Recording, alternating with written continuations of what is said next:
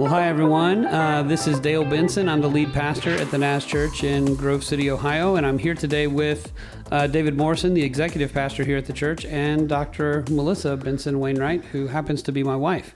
And today we're going to jump into some topics and discussions that were based out of a sermon that was from the Sermon on the Mount, Matthew chapter 5, that talked about murder, deceit, vows, lust, lying, all those kind of things. It was a huge topic. We were trying to take the topics from the issue of the outward things we do and the inward issues of the heart. But we opened up questions to our congregation, to the staff, to people in the community, and social media blew up. So we've got a ton of questions and a ton of things that we weren't able to handle in the one Sunday morning message that we did. So we've decided we're going to do a podcast, put some things out here. This may go for just a short while. And what I mean by that is, a couple weeks or something.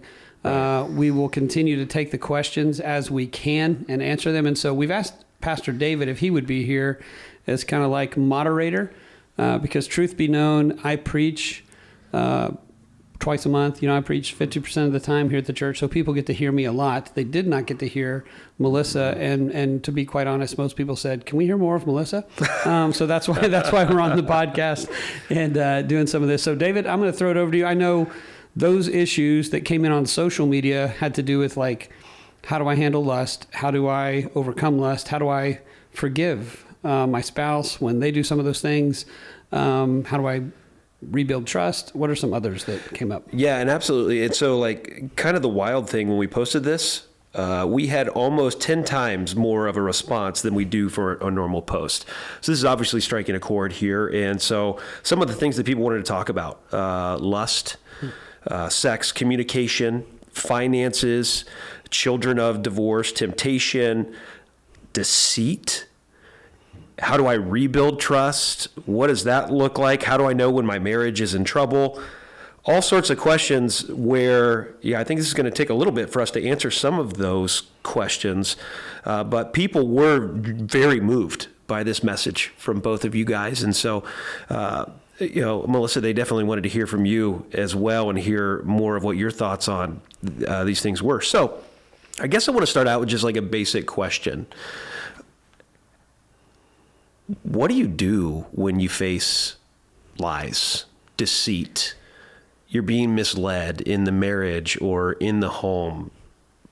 What does that look like? What's been your experience with that? For me, it caught me so by surprise because it had been such a relationship built on trust and truth and honesty. And it really just ripped the floor, the walls, everything out from under me because my life sort of just flashed before me of all the times that I truly believe were truth.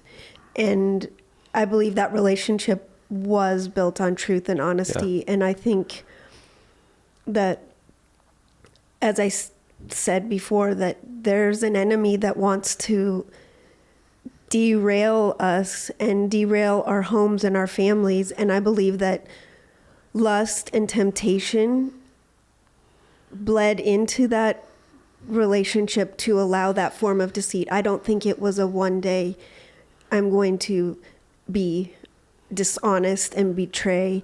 I think it was letting down the guard and not keeping the heart in touch. So for me, it took me so by surprise. And even to this day, as I'm rebuilding trust and protecting my heart, that's something that I won't ever get back completely. And it's something that I work to have trust because up until that point, I was a trusting person. Right. So let me ask this then. I hope it's not too personal, but how did you know you were being lied to, and how do you process those sorts of feelings when trust begins to erode? Technology. Technology was the opening door to what had happened, and I really couldn't believe it. I had a friend that's sort of, I think, a super sleuth at the time, and just kept looking at saying, these iPhones can do things that we don't know that they can do. Now we know these things. Right. And technology was what honestly opened that door, and there was no denying that this had in fact happened. And then it led to what I believe were more forthcoming conversations. Wow. Pastor, you've walked through this before as well. Yeah, I had similar situation to Melissa's, but I would say thinking about this in terms of more than just marriage and more than just married couples. I know honesty was something that was like a foundational value for me as a kid. Just the way my father talked to me about the honor of our name and being truthful and honest and those kind of things. So that, I know as I was raising my kids, I may have been overboard, but I can remember a time where Liam, our youngest, he was sharing something that I knew was not true. And I was saying to him, are you sure that's the truth? And I was trying to get him to come clean and be honest. Right. And Brooke and Connor were both looking at Liam, and they were begging him, Liam, please tell the truth. Please tell the truth. Dad knows you're not telling the truth. And yes, you will be in trouble for what you did. But if he knows you're lying, it's going to be so much worse.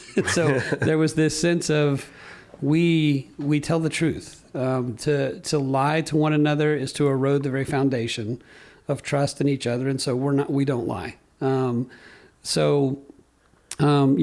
we get older, trying to figure out, how do I even not shade the truth? How am I honest? How am I truthful? And maybe to the point, sometimes I've had someone say to me one time, I never doubt that you will speak the truth to me. And I was going, great. And they said, but I don't know that you always speak the truth in love. So I had to work through, okay, it's important to be very truthful, but there's also a right time. I think Simon Sinek says, in emotional times, it may not be the time to tell the whole truth. You may want to wait till later to then share.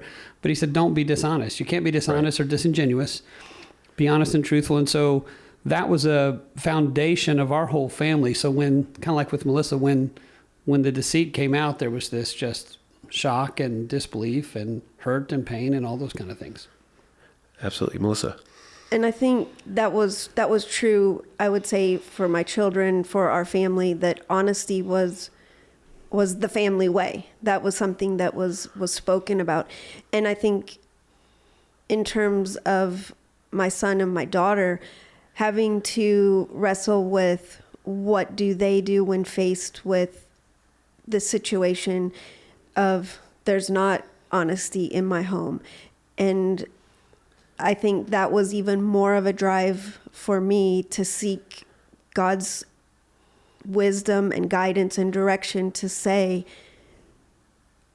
I'm going to continue to keep soft language of healing in this home, where we were free to speak honestly with each other about how we were feeling, and also knowing that we were going to get from this other side of shattered to well.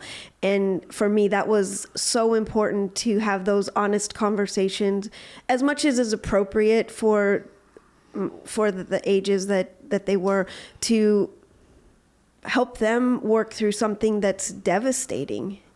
And the betrayal wasn't solely to me. It was to a lot of people. So a question, if I could backtrack a second.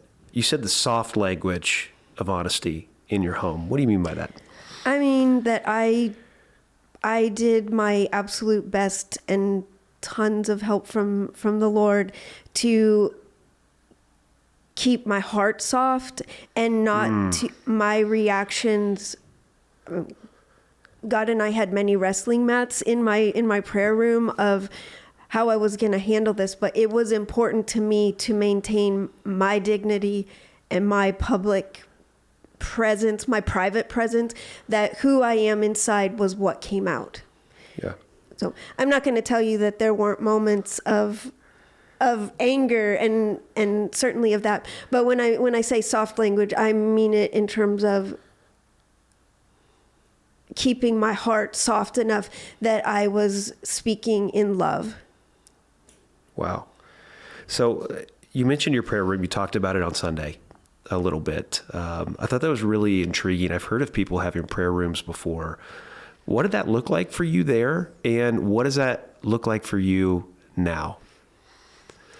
The great part to me is that I can now recreate that. It doesn't have to be in that space.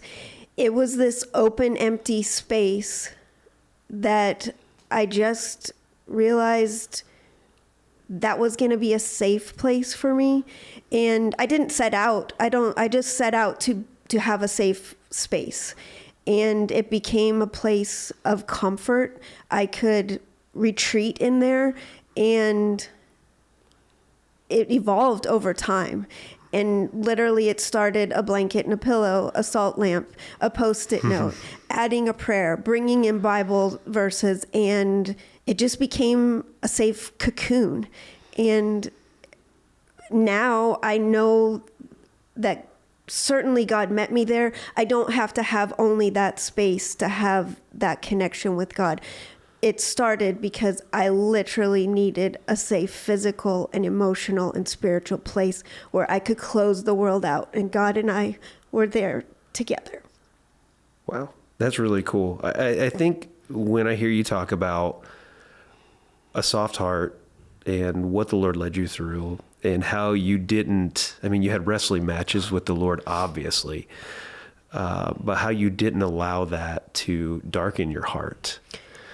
It was, I don't want to make it as simple as just, I went into this prayer closet and magically my heart was softened. Right. It was a healing journey with professional people, with amazing family and friends, my children, literally holding me up. The part about not having my heart hardened, I knew enough to know that I did not want to be a bitter person. And in order to not be bitter, I had to face the brokenness and allow time to heal. And a great friend of mine who is a professional therapist would always say, give yourself permission to feel how you're feeling. And I did have moments of anger. And I want to address that took place outside, where I needed to safely handle my anger. And so I don't in any way want to make it a picture of, I just decided I wanted a soft heart and that's what happened. Right. There were buckets of tears and anguish that took place to get that. But I remember just touching my heart, saying, it has to stay soft, because I don't want to be a bitter woman. I don't want to be a bitter mom. I don't want to be a bitter friend. And that took a lot of work. It still takes work, because there are things that will trigger, and just keeping my heart soft is so soft. I don't know if that's the right word, but keeping it where it's not becoming dark and hardened. Wow. Yeah. So like when we started out talking about lies and deceit, and they've kind of led us to this place where there is an initial lie that happens, and subsequent lies, and probably lies prior to that at some point. But then we have to guard our hearts in such a way that we don't start believing the lies of the enemy inside of us, where maybe it might be a different lie of sorts. And then I'll let you talk again. Oh, you're going good.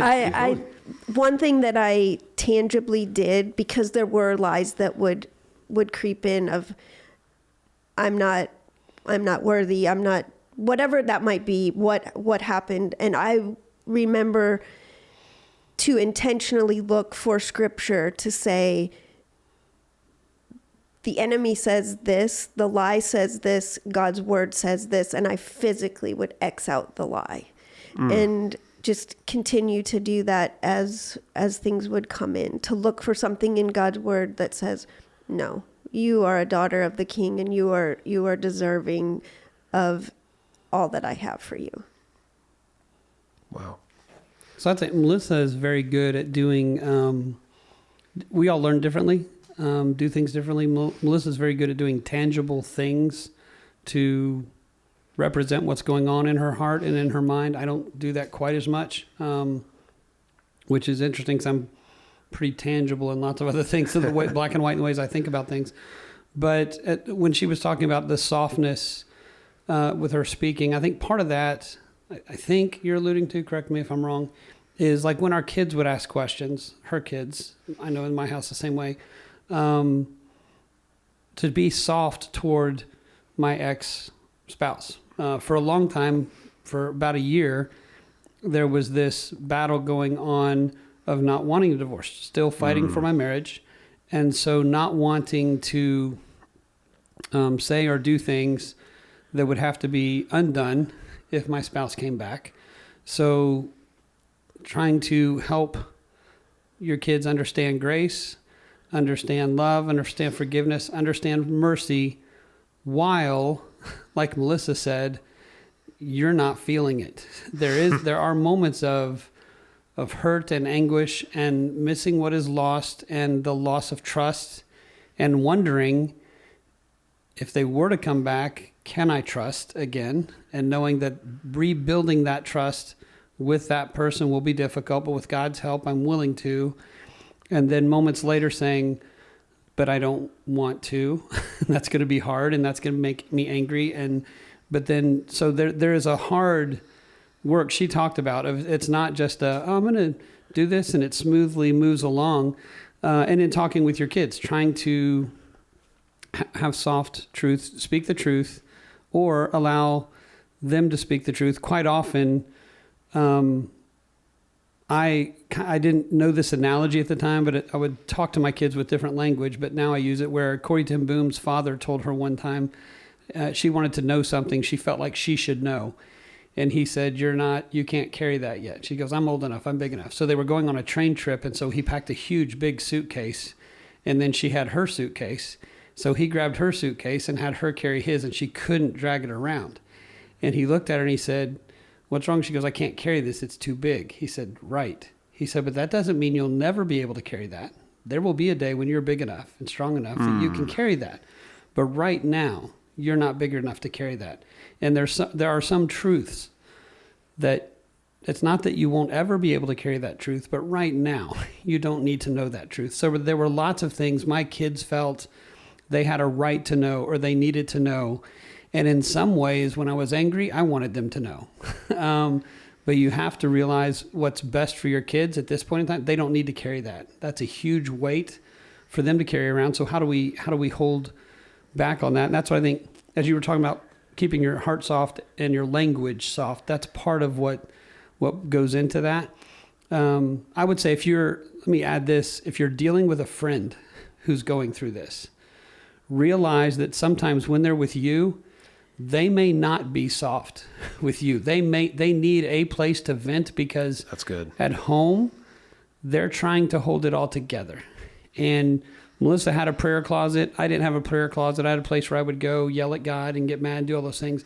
But there is something about tangibly speaking to another person where they're able to hear you, see your pain, see your hurt, and speak well, speak goodness, speak God's grace into your life. Sometimes say it's time to move on. Sometimes just listen and sit and listen to your junk. And I know there are some people, my relationship with them is probably a little weird because sometimes when I was with them, I hadn't been telling anybody, so I felt safe with them. And so I would, after a while, spew. So I would say to you, if you're going through this, pick a small circle of people, but don't pick just one person that has to hear all your junk all the time because it wears on them too. As you're rebuilding that, and take all of those things to God. Like Melissa, you may need to write them down and cross them out. You may need to just yell, whatever the case is, but get that out so that then you can begin to hear from God because you get the noise that's inside you out so you can hear from him better. You want to say something? Yes. To add on to that, the prayer, the battle for maintaining that family, that marriage went on for over 2 years of standing, and I continued to trust that God had a plan. I, for the longest time, truly believed that it was going to be to restore that family.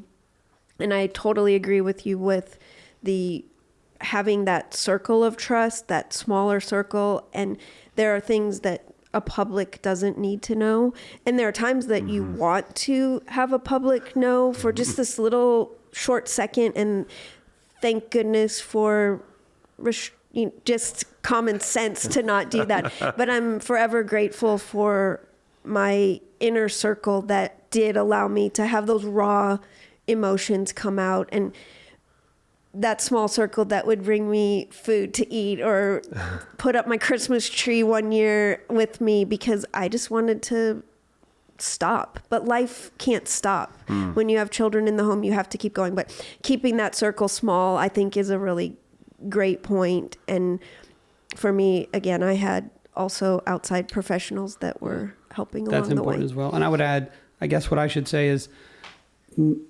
same was true with Melissa and me. Some of our inner circle were people that had been close with both of us, my ex-wife and I. And then as we separated, ended up divorced, it became awkward. It becomes awkward for some of those friends, even if they're there with you to help you, to support you, to do that.